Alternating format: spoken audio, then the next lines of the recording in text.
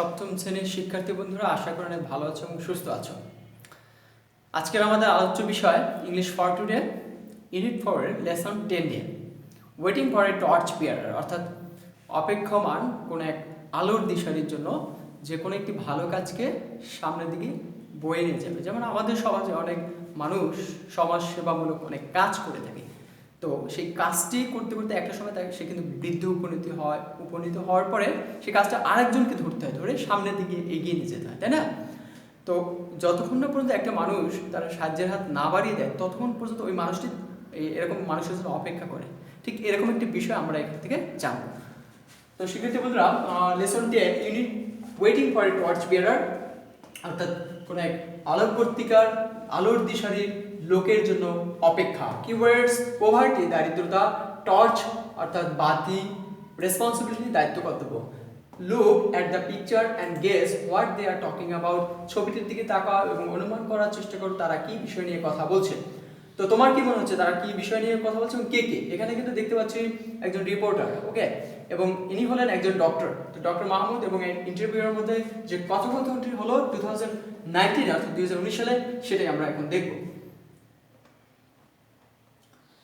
English for today B. A TV reporter is interviewing Dr. Mahmoud Hassan about his dream. তো স্বপ্ন নিয়ে কথা বলছে ডক্টর মাহমুদ হাসান কার সাথে কথা বলছে? ইন্টারভিউয়ের সাথে, ওকে। সে সাক্ষাৎকার দিচ্ছে, রিড দ্য ইন্টারভিউ, এবং সেই সাক্ষাৎকারটি পড়ো। রিপোর্টার বলছে, why do you choose this place for your work? Why do you choose? আপনি কেন বেছে নিয়েছেন? ইউ অর্থ তুমি, ইউ অর্থ আপনি, এখানে আপনি অর্থ ব্যবহার করা হবে। দিস ভিলেজ, এই গ্রামটি, ফর ইউর ওয়ার্ক, আপনার কাজের জন্য কেন এই গ্রামটিকে বেছে নিয়েছেন? ডক্টর মাহমুদ বলছে, the people of my village do not get proper health care support because of property. The people of my village, আমার গ্রামের মানুষজন, ডু নট গেট, পায় না, প্রপার হেলথ কেয়ার সাপোর্ট, সঠিক স্বাস্থ্যসেবা, বিকজ অফ প্রপার্টি, দারিদ্রতার কারণে। I have chosen the place to give them a little healthcare support. আমি এই গ্রামটিকে বেছে নিয়েছি স্বল্প পরিমাণ হলেও কিছুটা স্বাস্থ্যসেবা দেওয়ার জন্য। রিপোর্টার বলছে, how much does a patient pay for the support? এই প্রত্যেকটি সেবার জন্য প্রত্যেক পেশেন্ট কি পরিমাণ পে করে থাকে, অর্থাৎ অর্থ প্রদান করে থাকে? ডক্টর মাহমুদ বলছে, দে পে ভেরি লিটল, তারা খুব সামান্য অর্থই দিয়ে থাকে, and very poor people gate free treatment, এবং খুব গরিব যারা, অর্থাৎ হতদরিদ্র ব্যক্তিগণ টাকা পয়সা দেয়ই না, তারা ফ্রি ট্রিটমেন্ট নিয়ে থাকে। রিপোর্টার বলছে, isn't the work very hard? এই কাজটি কি খুব বেশি কঠিন নয়? ডক্টর মাহমুদ বলছে, ইয়েস ইট ইজ, হ্যাঁ তাই, অনেক কঠিন, but I do it with pleasure, কিন্তু এটি আমি আনন্দের সাথে করে থাকি। রিপোর্টার বলছে, what is your future plan for the centre? এই সেন্টার নিয়ে আপনার ভবিষ্যৎ কর্ম পরিকল্পনা কি? ডক্টর মাহমুদ বলছে, ইউ সি, আপনি দেখেন, আই এম গেটিং ওল্ড, আমি বৃদ্ধ হয়ে যাচ্ছি, so I am waiting for a torch bearer, সুতরাং আমি একজন টর্চ বেয়ারার অপেক্ষা করছি। ইতিপূর্বে আমি বলেছি টর্চ বেয়ারার হলো সেই ব্যক্তিরা যারা কোনো একটি কাজকে সামনে এগিয়ে নেওয়ার জন্য হাত বাড়িয়ে দিয়ে সামনে চলে যায়, তাদের কি বলা হয়? Torch bearer. Many students get MBBS degree, অনেক ছাত্রছাত্রী এমবিবিএস ডিগ্রি নিচ্ছে, কমপ্লিট করছে in the country every year, অর্থাৎ আমাদের দেশে প্রতি বছর। I am waiting for one of them, আমি ঠিক তাদের মধ্যে একজনের অপেক্ষায় আছি যারা এসে আমার কাজের হাল ধরবে। He or she will take responsibility for treatment of the poor of this area. He or she will take, সে পুরুষ হোক কিংবা নারী চিকিৎসকই হোক, টেক রেসপন্সিবিলিটি, দায়িত্ব নিয়ে থাকবে, ফর ট্রিটমেন্ট, চিকিৎসা, অফ দ্য পোর, এই গরিব মানুষদের, ইন দিস এরিয়া, অর্থাৎ এই এলাকার গরিব মানুষদের ট্রিটমেন্ট করার জন্য, চিকিৎসা সেবা দেওয়ার জন্য দায়িত্ব কর্তব্য তার কাঁধে নিয়ে থাকবে। আমরা এখানে একটি শব্দ পেয়েছিলাম এমবিবিএস। এমবিবিএস শব্দটির অর্থ হলো bachelor of medicine and bachelor surgery, অর্থাৎ যারা ঔষধ এবং কি বলে তোমাকে অস্ত্রোপচার বিশেষজ্ঞ হয়ে থাকেন তাদের বলা হয় এমবিবিএস ডক্টর, কেমন? Match the words. সো শিক্ষার্থী বলতে কিছু শব্দ অর্থ ছিল যেগুলো তোমাদের কাছে কঠিন লাগতে পারে, আমি তোমাদের সুবিধার্থে একটু বলে দিচ্ছি।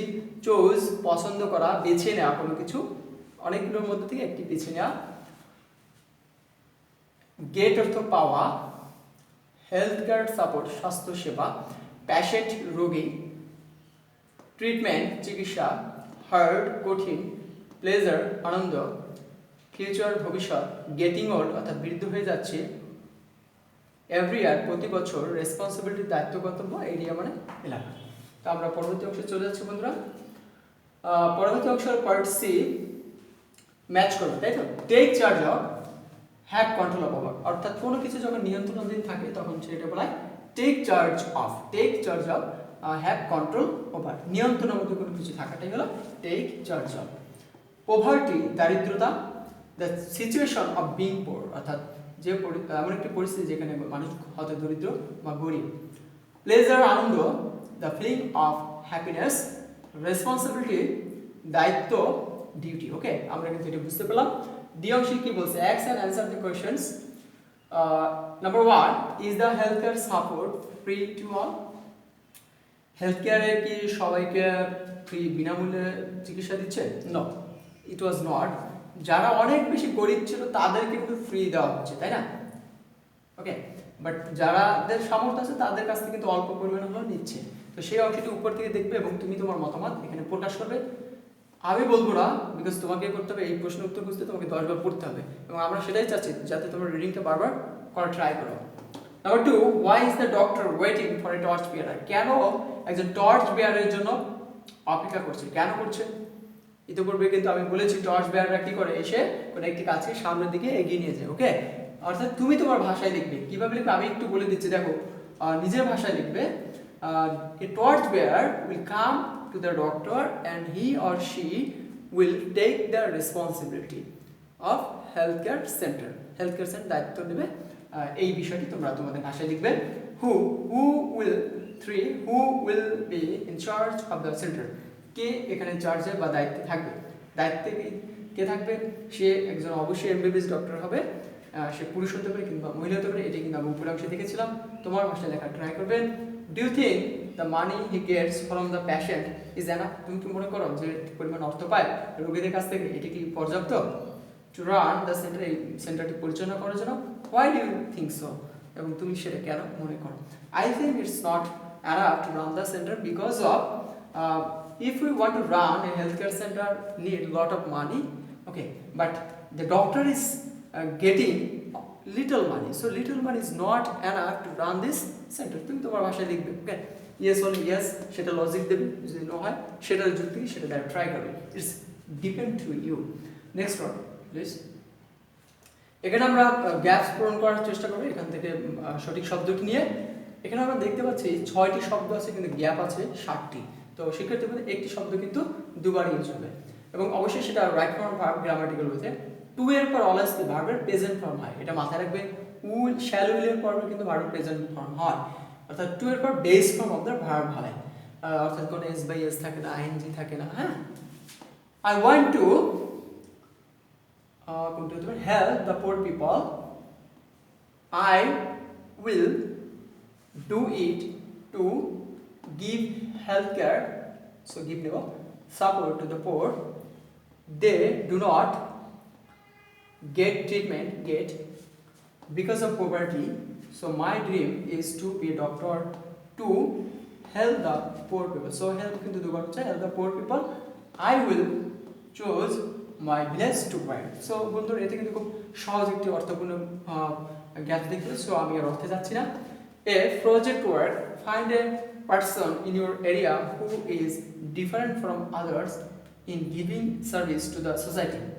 অর্থাৎ ফাইন্ড এ পারসন, এমন একটি ব্যক্তিকে খুঁজে নাও ইন ইউর এরিয়া, তোমার এলাকার মধ্যে। এটা কিন্তু প্রজেক্ট ওয়ার্ক, অর্থাৎ প্র্যাকটিক্যাল ওয়েতে তোমাকে করতে হবে। Who is different from others, যে অন্যের থেকে একটু ভিন্ন ধর্মী, ভিন্ন চিন্তা চেতনার, two giving a service to the society, অর্থাৎ সমাজকে সেবা দেওয়ার জন্য তার চিন্তা চেতনার জায়গাটা একটু ভিন্ন রকমের। টক টু হার অর হিম, সে যদি মহিলা কিংবা পুরুষ হয় তার সাথে কথা বলো। And prepare a short biography of the person, এবং সেই মানুষটির আত্মজীবনী নিয়ে একটি কি করো, শর্ট কিছু একটা কি বলবো, প্যারাগ্রাফি বলতে পারো, সেটা হতে পারে কোনো কম্পোজিশন হতে পারে, অর্থাৎ কোনো ডায়লগ হতে পারে। ইটস ডিপেন্ড ইউ, অর্থাৎ বায়োগ্রাফি, আত্মজীবনী লিখবে তার নিজস্ব। তো শিক্ষার্থী বন্ধুরা এই অংশটি তোমরা কি করবে, কাউকে জিজ্ঞেস করো এটা কীভাবে করবো, কেন করবো বা মুখস্থ করবো, কথা না, তুমি চিন্তা করো তোমার আশেপাশে এমন কোনো মানুষ আছে কিনা। অবশ্যই আছে, সমাজের কিন্তু কিছু সোশ্যাল ওয়ার্কার থাকে, তাদের কাছে যাও, তাদের কাছে কিছু বসো, তাদের সাথে কথা বলো, সে কাজটি কীভাবে করছে, হ্যাঁ, এক্ষেত্রে তার অনুপ্রেরণার জায়গা কি, এই বিভিন্ন বিষয় দিই। সো এটা নির্ভর করে তুমি তোমার কাজটি করবে এবং এটি ক্লাসে জমা দেওয়ার ট্রাই করবে। এছাড়াও কিন্তু আমাদের শূন্যস্থান কোয়েশ্চেন অ্যান্সার ছিল, সেটাও কিন্তু তোমরা হোমওয়ার্ক করবে। তো শিক্ষার্থী বন্ধুরা ভালো থেকো, সুস্থ থাকো, আল্লাহ হাফেজ।